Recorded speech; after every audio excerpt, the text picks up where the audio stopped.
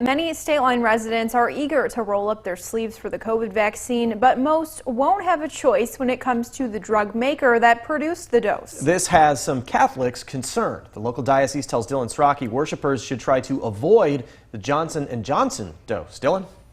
Eric and Hannah, a reverend of the diocese tells me while members of the church should try to take one of the other vaccines, it isn't morally wrong to receive the shot, even if Johnson & Johnson is your only option.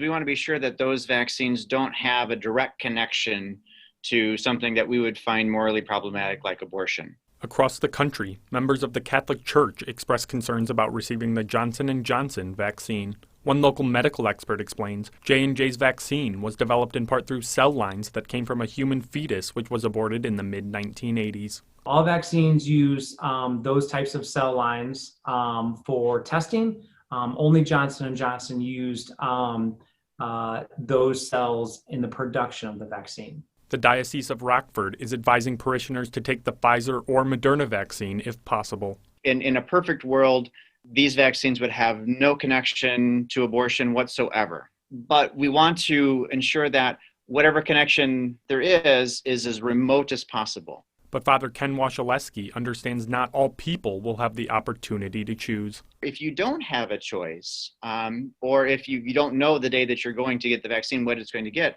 and you discover it's the Johnson & Johnson, the church says it's still acceptable. It's not ideal, but it still falls within the realm of moral acceptability, even though it would be preferable to have one of the other ones. Washaleski says, while it's ultimately a personal choice to be vaccinated, the church is encouraging people to consider rolling up their sleeve. We would see that as one way in which we can contribute to the health of society, to the health of other people, to the common good.